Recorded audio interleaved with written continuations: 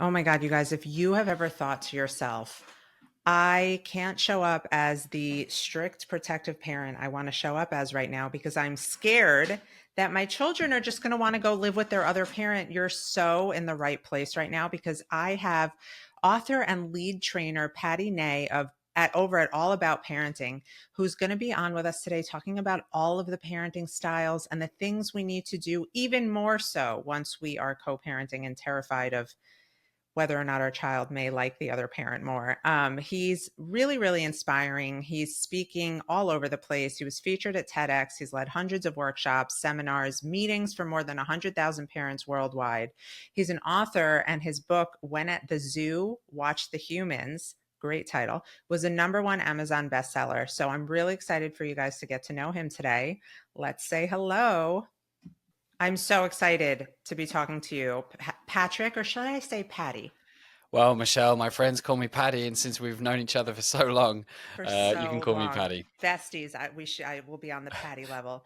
I'm so excited to talk to you though, because I had a situation yesterday that I was like, wow, this aligns so perfectly with this conversation because even in my breadth of knowledge that I sit in here about co-parenting and parenting and all the education I've had and being a co-parent myself for 8.5 years now, I found myself in a situation where it was like the walls were closing in on me and I didn't know what to do. And it wasn't that big a deal. It was more of this fear that came over me. So let me tell you, my daughter came home from school and she's 10, as you already know, because we're best friends. And she was just, I mean, she's in her preteen, like hormonal angst mode. And it was an attitude and like a sassiness that I had a really hard time with yesterday. There were like layers to it. And normally, and in most situations like these, like I put on my big girl mom panties and I know how to like forge through. I'm not a punisher, I'm not dictatorial, but I know how to like nip things in the bud and have these conversations with her. And all of a sudden, this feeling came over me of like, I forgot everything I knew because I was this thought of like, what if she gets so upset with how I'm addressing her right now that she just wants to go live with her dad and have nothing to do with me? And it's like, why would I let that seep in? And I had to take a beat. I had to step away for a minute and say to myself, wait, no, this child still needs parenting. She still needs Yeah. to be called out on her shit.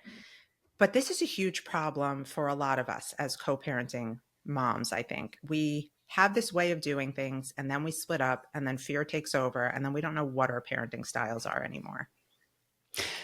What's interesting about that is I'm immediately thinking about my own life and how many times I've been thinking, what the hell am I doing here? I'm the guy, like you said, right, with certifications and experience and so much knowledge. And I'm not entirely sure what the right outcome is because at any single point, you've got maybe 5 different variations of yourself you can bring forward, right? Oh You've my got God, that that's so like true. super hard line parent who can lay the law down. And sometimes that is actually necessary. You know, my daughter, turns out she hasn't been going to swimming class. She's also a tweenie.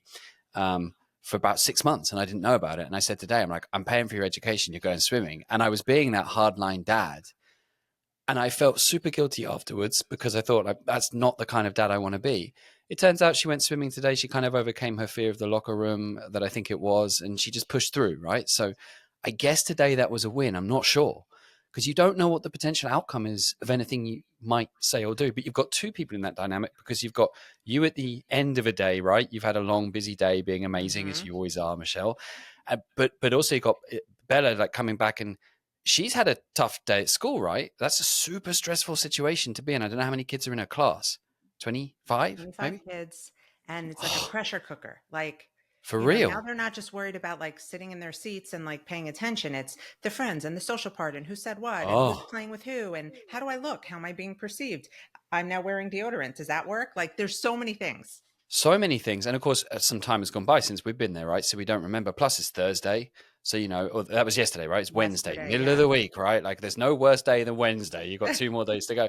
So, like, whilst you can empathize with her having had a bad day, I know you talk about this a lot, right? You can also have your own boundary around saying, hey, there's just a general way that we speak to each other, and you can hold me to account, but I'm also going to hold you to account as well.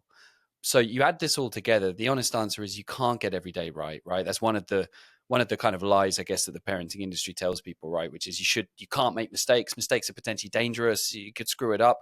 You build your own potential story about what could happen, right? Fear of rejection and being, sent away, which I can completely understand, being rejected. It does happen in many dynamics, as you've explored in many other podcasts. So a lot is happening all at once on a tired, stressed, maybe wet Wednesday evening. Yeah. Hey, as you always know, right? You talk about this as well, right? Even if it does go wrong, that's another opportunity to explore with each other how the relationship could and should be, right? As you both hold each other to account. Absolutely. And I had to like step out of my emotional, like, wounded child triggered brain there, the one who never felt understood or heard or this and that. And the best thing I did in that moment, which is not, I'm not saying I gave my kid the silent treatment, but I was like, I'm just going to step away and I'm going to be quiet and I'm going to get still and I'm going to let myself take a few moments to like let this feeling pass, because logically I know taking away my ability to parent and hold my child accountable only sets her up for failure. And parenting from a place of fear is going to set both of us up for failure. Yeah. So, there, like you said, there's so many things that pop in there. Initial reaction was I wanted to yell at her and shame her for Yeah. her attitude in that moment. But that wasn't going to be good for any of us, because that attitude wasn't personal, right? I had to depersonalize that. But all that to say, I see so many parents who will parent like me, hold their kid accountable, be gentle, but not too gentle. Then they get divorced and they're so fearful of being rejected for the other parent, because the other parent maybe is more fun or has more money or has less rules and boundaries. And now you Yes. have someone throwing their parenting style out the window, and it's like the blind leading the blind. Yeah, it's the most common dynamic, right? Which is mum or dad or partner or ex-partner doing the exact opposite of what we want.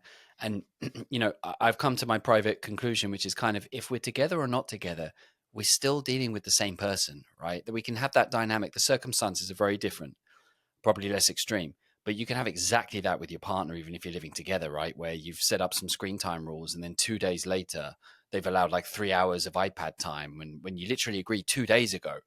And it's hard not to come to the conclusion that the other person's obviously doing it deliberately because you guys set the rules up, right? And then 2 days later they've gone the other way around. Obviously things get magnified 10x when you're just living separately and co-parenting. But it is always of interest to me that the greatest fear we have is within us most of the time. And Mm-hmm. as you talk about very often, Michelle, it really is about the story about where we came from. Mm-hmm. We know from neuroscience, for example, that the whole way through our lives, we are attributing a positive or a negative value to the experiences we have. And that gets fed into our memory systems. So we start to build up a bigger library of this is bad and this shouldn't happen and this should be avoided. And of course, when we grow these little creatures who kind of belong to us, but also separate from us at the same time, so much of that very strong negative valence, as it's called in neuroscience, is value, it gets projected onto our kids about what could happen, what should also happen as well. Like the dynamic of what we expected a mum to be, a dad to be, how a child should behave at any given age. Very different when they're 6 months old to when they're 16 or 6. Mm-hmm. So there's an awful lot going on. Michelle, I've listened to a few of your podcasts. I know that what I find most inspiring is when a parent has a story about where they've come from, which they can tell at the drop of a hat, because that shows they've done the work. It shows that, hey, I know where I've come from. It wasn't pleasant. I've dealt with it, some of it at least. I know some of it's still there. But I know the story of my life. And because I know the story of my life, I'm able to build a better story of my child's life and our life together. And not Right. every parent has the ability to do that.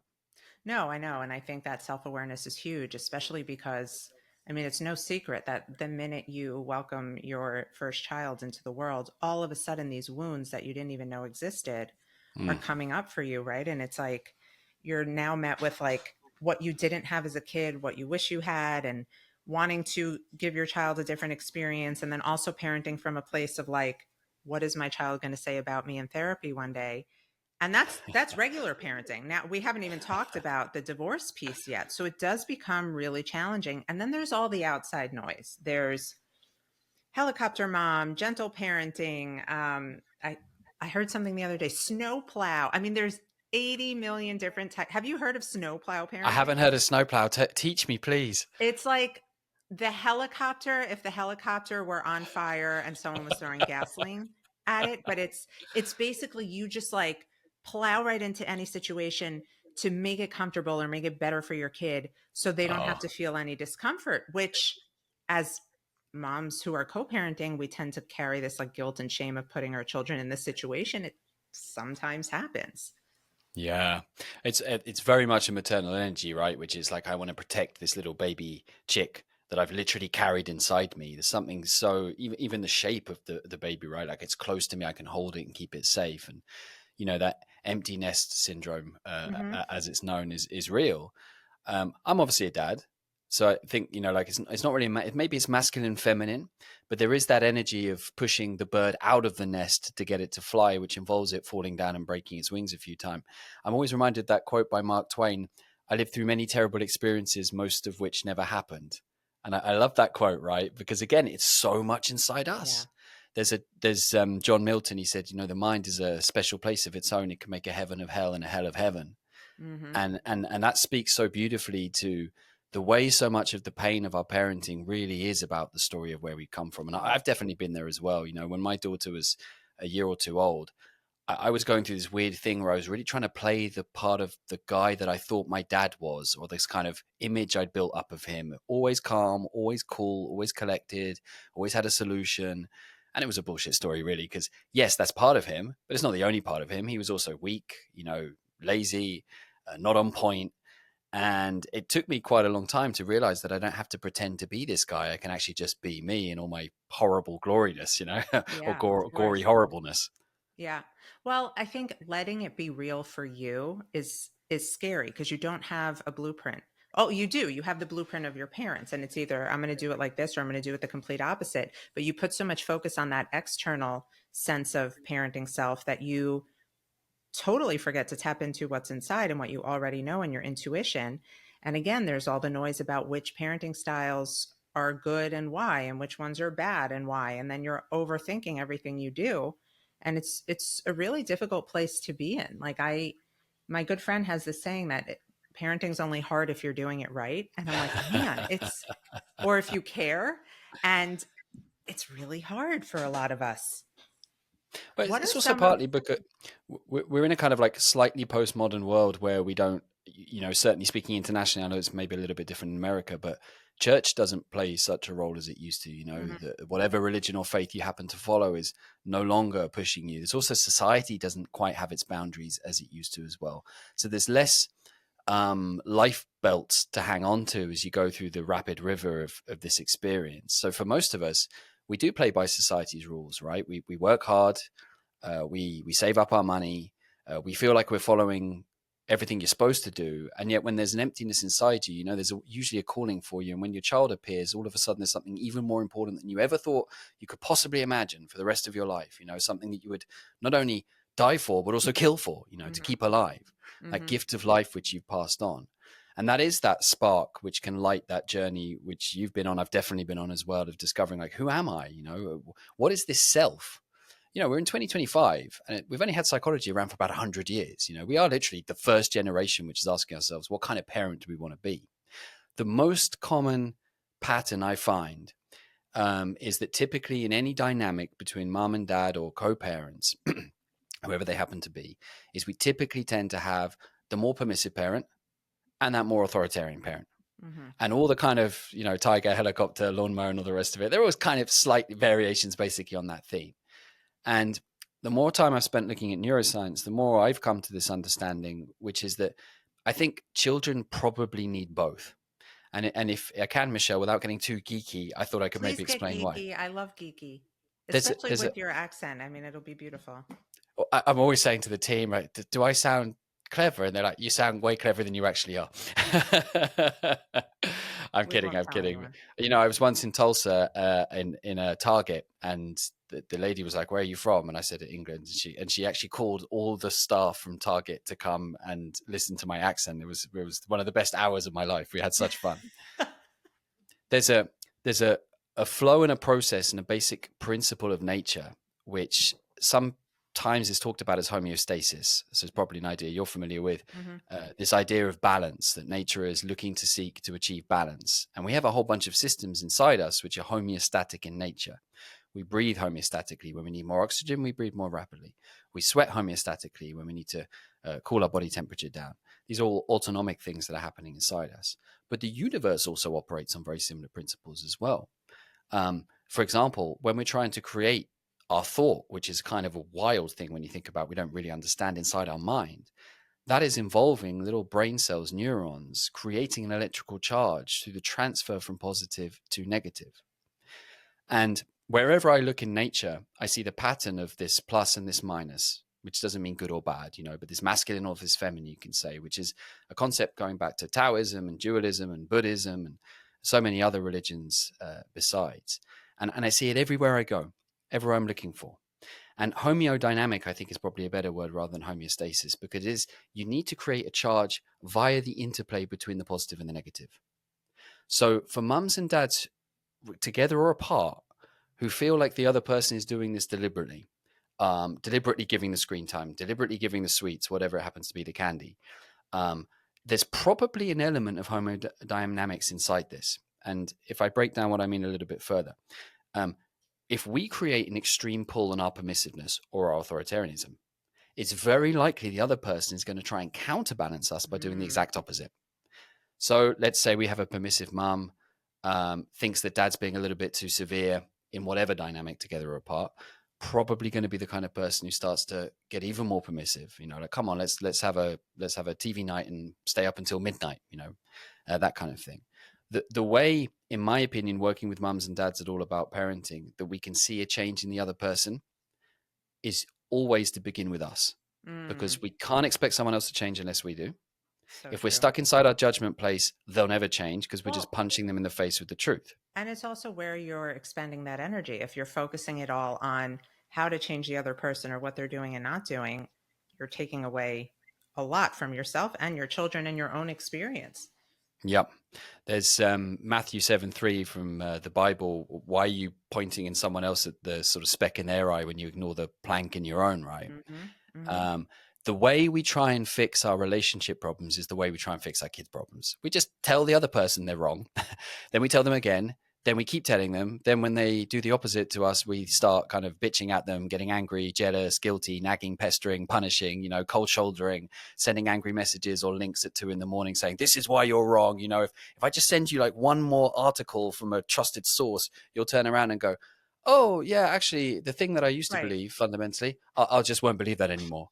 And I'll just do whatever you want. You just summed it up perfectly. But this is basically the way that we approach literally every relationship problem we have, right? I'll just bitch and moan and hopefully you'll change your mind. And it doesn't work at all. I had a mum, she's like, I'm trying to persuade my son to tidy his room. He's 11 years old. I'm like, well, how do you do it? She goes, well, I tell him. Then what happens? Well, he doesn't do it. So what happens next? Well, I tell him again. And then I shout at him. And then I'm like, well, what happens after that? And she goes, oh, I just can't stand looking at it. So I just tidy his room for him. That's where often we can end up, because we're like, I try again. And when it fails the 4th or 5th time, I just give up, or I end up, like feeling like I'm giving in. So we are just stuck basically in that antagonistic relationship. And again, thinking about that positive and minus, if we want to bring ourselves into balance, it involves our movement as much as theirs. I have seen couples who have been in really difficult states, and also people who've been co-parenting, who through no real intervention with the other person have started to see that other person shift. And I think it is, something inside us. When we change, they change. I've been trying to convince people of this for years. I feel like it's going to hit much harder when you say it, though. It's like somebody new entering into the room and saying something that you've heard all along and being like, yes, that is so true. And I think a lot of it is, again, it's like that energetic, the other person feels your judgment and they feel, I remember for years, my ex, like, approaching me in situations where like he almost anticipated I was going to criticize or question or put him down. And when I didn't, it inevitably changed how he showed up to me, for me, and for our child. And so it is so true what you're saying, but a lot of people are still stuck in that mindset of fear. And also, you hurt me so bad. How can I trust you with our kid or to do anything right? And everything, all the wires get crossed. It's Something something actually, Michelle, sorry to interrupt, but you make a very, very good point here, which is, as I mentioned, put out one of my brains, one of my Yes, victims. now we're getting nerdy. I just painted it so that it doesn't look too human. And as we were talking about, like we assign that negative value, it goes into our hippocampus, into our memory system. And the memory system that we have is also a predictive system, which says, what is this going to be like next time? Mm, And the more negative situations you have with person A about situation Y, the more likely it is that you're going to walk into the room already tense, stressed, and nervous, thinking, what is this mother melon farmer going to say to me? Like how I need to be on my defensive inside my sympathetic nervous system because this person is going to attack me.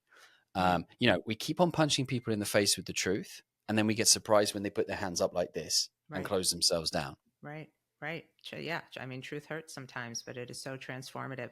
So I have a general, I don't know, maybe it's a stupid question. I know there are no stupid questions, but with all of these different types of parenting styles out there, is there one that we should be leaning towards the most and why? And also, if you're parenting in two homes, does that need to shift? Oh, that is a great question. So I'll deal with the first one first. As I say, I think the most common dynamic is one of us is permissive and the other one is Right. authoritarian. So I think everybody gets that, right? Permissive, more likely to give in. Child cries, you're like, oh, I don't like seeing you in pain because of my childhood, so I'll give you what you want. It's a fast road to being super unhappy. The permissive style has some plus points. Like they tend to be, in my experience working with mums and dads at All About Parenting, they tend to be more empathetic.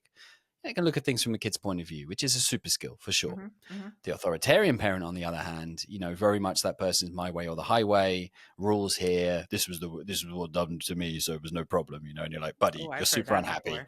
Like, yeah, exactly. Like, look how unhappy you are. As you got no friends, and you're like sitting on your phone all evening. Like, Right, pull the right, other right. one. Um, I have come to a couple of conclusions because I used to at All About Parenting talk and teach about balanced parenting, which is basically trying to encourage people to be in that middle zone. Uh-huh. And I think probably the mistake, maybe I don't want to call it a mistake, the learning I've come to is that you're just naturally inside one of those two states at any one time. Because what I've noticed is that some mums can become super authoritarian on some issues if they're permissive, and then vice versa for authoritarian parents. So it's not quite as clear cut that you're either one or the other, like introvert and extrovertism. Right, I'm an extrovert, but you put me in a room full of strangers and I'm super freaking nervous. right. So it is slightly context specific. But if you are one of those two parenting styles and you do want to look at being balanced, it's pretty simple. For permissive parents, it's about learning that, hey, rules don't destroy your child. Boundaries are actually quite good for them and they'll even respond better to you. And you'll feel calmer as well if you can start to bring them in, which isn't easy, but you can do. And if you're authoritarian parent, it's like, dude, dude or dudess, you're pushing your child away. By the time they hit their teens, they will literally not want to be anywhere near you. They will lie to you, hide from you. The more you suppress and repress, the more they express somewhere else. Mm-hmm. So both of those styles have pluses and minuses, and also something that you can work towards if you have them. So this concept of balanced parent, I used to kind of teach like, this is where we should all be. And now I think a little bit older, a little bit grayer, I've realized that actually you probably have that nature inside you and you can't really fight it. And I said this earlier, I think in my experience working with couples who've divorced or are separated, that dynamic's basically exactly the same. It's just more complicated because you're talking about two different houses, two Mm-hmm. different rules. Mm-hmm. And of course, yeah, like there's a lot of dysfunction for a child moving from structure with one parent and then absolute disaster zone at the other, which is, very well, Michelle, is often the cause of so much problems. Well, Um, it often causes the parent who runs maybe the tighter ship to feel this sense of like, oh, they have it so hard over there. I don't want to make it harder on them. And then, gentle turns to permissive and permissive turns to, constantly feeding into their feelings because you feel guilty for yeah, what they have to live in the other home. And it's really real. And I want to hold space for anyone struggling with that because it's really hard not to. for real. It absolutely is, especially when your child is old enough to be able to say, but I get this or I get that. Like you wouldn't want me to not get that, would you? And That was one it, of my next questions. Yes. yeah, and it's extremely difficult to deal with. So we still come back to this same point, which is hell really is relationships with other people. And one of the things which is I don't want to say has kept me married, but like in the seasons of my marriage that I've had, I've been together with my wife now for like almost 14 and a bit years. Has been this idea that like you kind of have to deal with this person whether you like it or not. Like Mm-hmm. together or apart, you're going to still Mm-hmm. have to deal with them. Mm-hmm. So you may as well try and deal with them in the most optimal way. So this concept for me is this: if you perceive the other person to be too permissive or too authoritarian, you're probably compensating for that. in some way. Mm-hmm. So what it's wise to do is to try and come into that middle ground. Now, how do you do it? One of the most effective ways that I've found on myself in my relationship with my wife, Maya, but also working with parents, is to try and practice maximum empathy with the person you're frustrated by. So let's just say it's your ex-partner for now, your co-parent. Like, step into their shoes, see the world from their Into point of my view. heart here, Patty. Okay. I'm going to go deeper, Michelle. Oh my God, I love it. What do they think about? What do they talk about? What energizes them? What excites them? You come to me and you start talking about accountancy, right? And I'm like, I'm dying of boredom. You know, my accountant hates me. She thinks I'm a loser because my finances are so bad. Mm-hmm. You come and talk to me about parenting, though, and I could do it all evening, literally. Like, Right. we're having fun, I think, right now, you know? Yeah. When you can see things from the other person's point of view and use the language that they use, you can make a real change. I'll give you a couple of examples. I worked with a parent quite a couple of years ago, and she had a really big issue with her partner because her partner wouldn't write the family rules. She decided, I want to write family rules, have it all written down for our 5-year-old boy. And I said to her, what's his job, this husband's job? And she goes, oh, he's an architect. And I said, does he like drawing? And she goes, oh, he loves drawing. I said, just an idea. Invite him, rather than tell him, to draw the family rules. She sends me an email 2 days later and goes, I can't believe it. He literally just drew it straight away. When you step into someone else's shoes and you know what energizes, excites them, what interests them, what they spend money on, for example, you can, I don't want to say manipulate, right? But you can step into their world and see things from their point of view. And that's a freaking amazing human skill to have, you know, Amazing. to see things from other people's point of view. Yeah. So maximum empathy, despite the feelings of resentment you have towards them. Oh my God, I really do think it's the key that opens the door to cooperation. I love that. And it's something I actually work with my daughter on a lot, you know, like, so-and-so had an attitude at school today. Aren't they supposed to be my friend? I don't like them anymore. And having her take a step outside of that and thinking about, well, why? Right? Like, I don't like asking why, but like, what do you think is going on that made her ignore you on the playground today? And yeah, that hurt really bad. That sucks. But like, could this be maybe not a Bella problem? Maybe it was this person's problem because of something else. And then we look at, oh, well, I know, you know, she said that her mom is only ever paying attention to her brother. So maybe that makes her feel bad. And it's like, wow. You know, when you force a child to look outside of themselves, and I do this a lot with her only because I'm very scared of like the black and white thinking that some people around her have. And that's for me, it's like the beauty of life for me is perspective and different perspectives. Yes. And so having that, I always teach to have that when it comes to your ex, and people are like, I will never have empathy. I don't want to see his perspective, you know, but it just helps you show up differently in all aspects of your life. So another question I had for you, because it's one thing to say, okay, yes, like I'm going to find my balance. I'm going to be permissive when I need to be. I'm going to let my gut, you know, lead me there and also pull the reins back when I need to. You've made this decision and you say you're going to hold these boundaries, and then your co-parented kid comes to you and says, well, fine, then I don't want to be here because dad always lets me do this. What do you say to that? Because all of a sudden, everything you thought you knew about yourself and your plan goes to shit. Yeah, it does. And you're in that icky, sticky situation, right? Where you have to decide whether your boundary, the rule or the principle, is worth the cost there. There's no easy answer, right? Because this depends on a kid's age, whether you live close to each other, whether it's going to be temporary or permanent. So it does kind of come down to the situation you need to be in. I mean, it also depends on your relationship that you have with your child and who you are as well. So Michelle, in the situation you're talking about with Bella, I can easily understand that you would have that established relationship of continual trust where you can say, hey, I'm laying the law down here. This is why I'm doing it. I know you don't like it. I'm going to give you some time to think about it. We can talk next week. Very different from if a kid's, say, 16 and they're like, I'm leaving right now. Then you're kind of in that firefighting phase, right? Right. It's like, I guess I can't stop you because you're 16. And so it's a completely different context. Right. If you pay in with loving moments, you know, like that, the icky, sticky, gooey moments where you're both giggling and laughing together, if you can, obviously, if that's possible, you are building up again that plus sign in the hippocampus, which says, I trust mum. I want to be with mum. I like being with mum. I worked with a mum, for example, and she was divorced. They had 3 kids, 2 4-year-old twins and an older daughter who was 8. And one of the things we do at All About Parenting is we use this methodology, which is based on the 3 psychological needs of children. And the first one is the need for relatedness, which is kind of like attachment, the need for love, intimacy, trust, and warmth. And what she realized, this mum, was that looking after the twins dealing with 3 kids on her own with, difficult relationships with her ex-partner, is that she wasn't really spending any actual time with her 8-year-old child. Because she's 8 Mm, years old. She's like, come on, you can wash yourself. You can cook for yourself. I've right. got 2 4-year-old twins here. Give me a break. Typical And birth order struggles. Yeah. 100%, yeah, because you're old enough now and you're practically an adult. You're almost Hmm. 18, let's be honest. Hmm. So what she did was she decided just to spend a couple of hours on Saturdays, and she asked her sister, so the kids' aunt, to look after the 4-year-olds so that she could have that couple of hours with her daughter. Layla time, she used to call it, right? Just changed the name, obviously, for anonymity. So um, the quality of the outcome, I guess, in that terrible situation you'd be in if the child presented you with that conundrum really does depend on the quality of the investment you put into the relationship up until then.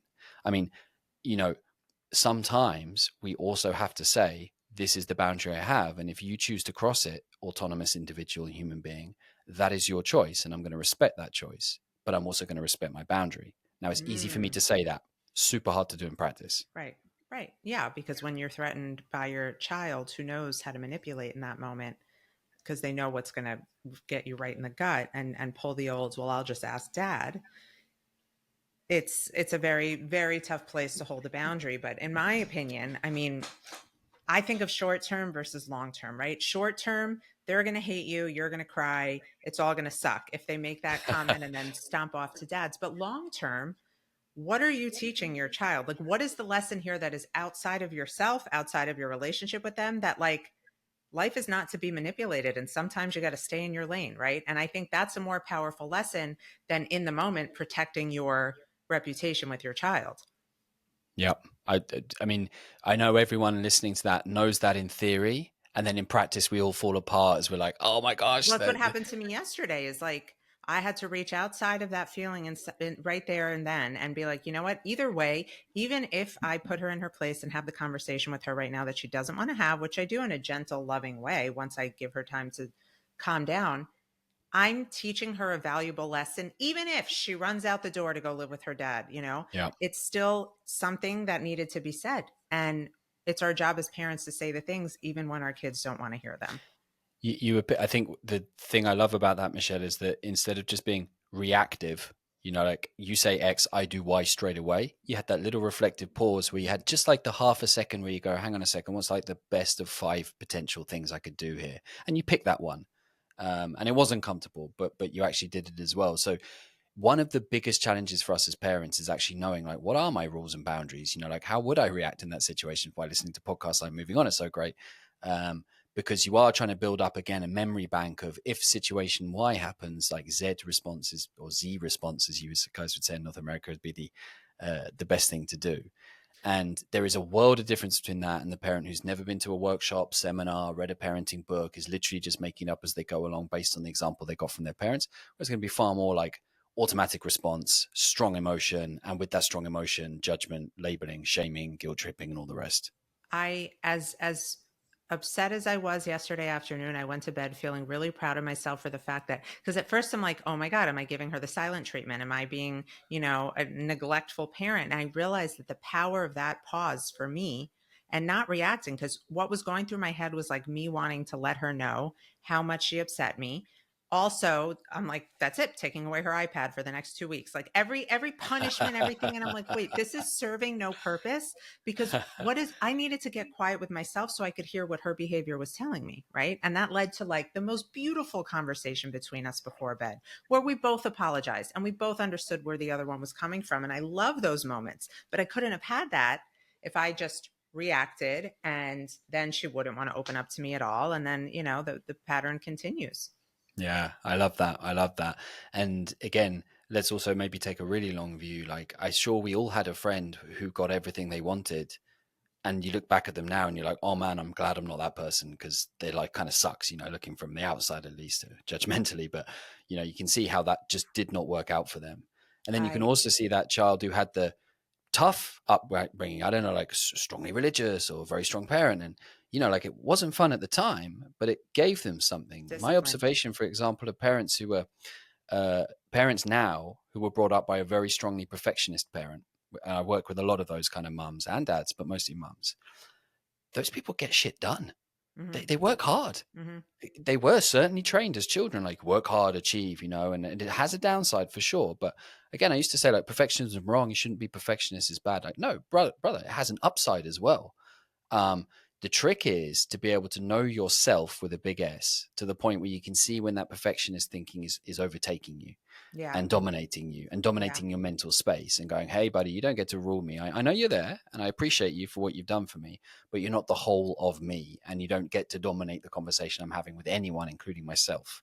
Yeah, absolutely. And I think another thing that really comes up for me is like the ability to give the tough love, but also the support that is needed in that moment. So it's not like, grow up and do this or you're going to be in trouble. It's you need to grow up and do this, but let me help you understand why this feels so challenging for you, how I can support you in this moment. It's not that I'm taking the rule or the expectation away. It's that I'm not giving it to you like serving it up on a silver platter and making it like, choke you, like not know what to do with it. And it's hard. Like we keep saying the trick is, the secret is, the thing is, there's so many things in parenting and it just feels so amplified in co-parenting. So I'm so grateful we've had this conversation. um, all about parenting, can you tell us a little bit more about this? I was looking at the website. I think it's really cool. Yeah, all about parenting is kind of cool because we've taught more than 500,000 parents over the last few years. And I've worked with over 165,000 parents around the world since 2019. And we run these free online seminars and workshops at allaboutparenting.com for mums and dads together and apart, managing all sorts of situations from like how do we stop yelling, how do we deal with screen time issues, all the classic things that you've talked about a gazillion times and we're still not quite sure what we should do. And we have lots of questions and answer sessions and different programs. And I'm running, for example, these 5-week challenges called the Calm Parent Challenge right now, they're just amazing, Michelle, because we come together as a group of mum and dads. We've got a dad from Australia, mums from the US, guys, like the guy's up at 2 o'clock in the morning. That's how much he wants to be a better dad Oh, for I his 3 love to hear daughters. that. That It's makes me amazing. happy. It's amazing. So it's the privilege of my lifetime to be working with mums and dads around the world and seeing them make progress in their relationships. But I try and stay humble because I've got 2 daughters and I'm making mistakes every single day, And right? they're So running circles around you. Yeah. I'm pretending to teach, they're pretending to learn. It's all good. We're having fun and we're hopefully being slightly better parents for our kids. Yeah, absolutely. But I think, it's always harder to put it into practice when it's something emotional for you, but you generally know and your kids, will benefit from that. And I think it's amazing. I think we take for granted how much the support we receive now shapes the whole future, not just of our children's lives, but like on a bigger scale, like how we're reshaping a generation where we had, our boomer parents who didn't give a shit about feelings and do as I say, not as I do. And then we're all left like anxious and depressed. And now we're like really swinging the pendulum back in a different direction. It helps the bigger picture for everybody. So I'm obsessed with this kind of stuff. I love that we got nerdy. That was probably the best part of this for me. I'm really into the brain and the wiring and the science behind all of it because I've been on such a journey to pick myself apart and understand why and how and what and all those things. But it's really exciting to hear that you can work with parents all over the world. So I highly suggest everybody get in touch with Patty or at least check out the All About Parenting website. He's also an author. I'm not going to let you go without talking about your book and the title of the book, which is really cool. Did you like it? I I was did. pretty pleased. I was pretty pleased. It's called When at the Zoo, Watch the Humans. Tell us the Um, general like concept of this because I need to read it. it's 18 inspirational rules for parents. It's also kind of my parenting biography in a way, or autobiography, because I tell loads of my own stories too. But there's kind of some unconventional ideas around there. There's like stuff around screen time, but there's also stuff around neuroscience and metaphysics and quantum physics as well, which are kind of like the best ideas I've collated from working with hundreds of thousands of parents now over the last 6 years. I've been busy, man. I've been busy. The title came because I'd had a massive argument with my wife. We went to the zoo and we were by the meerkats. You know the meerkats, right? They stand up on Yeah, their yeah, hind yeah. They're legs. so cute. And I'm standing there like frothing at full of righteous judgment at my wife for the things she'd done. I can't even remember what it was, right? But in retrospect, it was nothing. But at the time, we were sitting in the car, not talking to each other.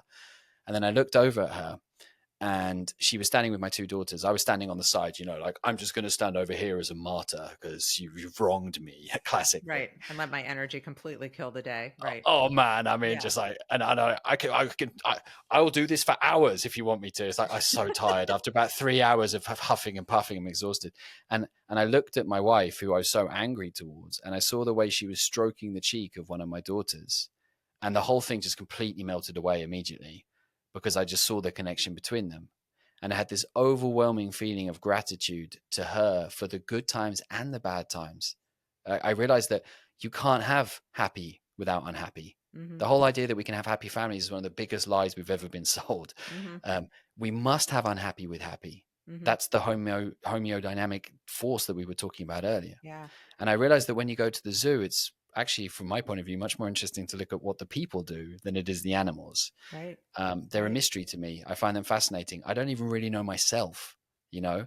So that book is an experiment for me in trying to understand the human condition. It's got loads of funny stories in, and basically it's 18 ideas. I've also got books on meltdown mastery. I've got a book for theory of mind book for children, which is also about humans. It's called What Do Humans Taste Like? Um, and yeah, it was kind of a wacky idea. And then my fourth book I'm working on is on the neuroscience of the mind. So I want to go like super geeky on neuroscience and quantum physics and Oh, I'm going to need that one. explore the mind. Mm-hmm. I love that stuff. Well, you're doing such great work. And also, I want to point out that even though we had a conversation on here about co-parenting and more about children or tweeny age, Patty does work with families to help the toddler issues, the teen issues, which I feel go overlooked because we're all so focused on those early years and making those attachments and connections. So that's important too. I will obviously link everything, and hopefully the conversation doesn't end here between us. Patty, thank you. That's all I can say. This was really, really insightful, and I loved this conversation. And to all of you listening, thanks for being here on the Moving On Method. If you're looking to take things one step further and really get personalized information as to how you can co-parent in a way your children will be proud of one day, not need to recover from, make sure you check out our Moving On Method private community where I answer questions, lead free workshops, and get really into the nitty-gritty of all the things you need to know. So check that out, michelledempsey.com/community. Patty, always a pleasure. Thank you for being here, and we'll see everyone next time. Thank you.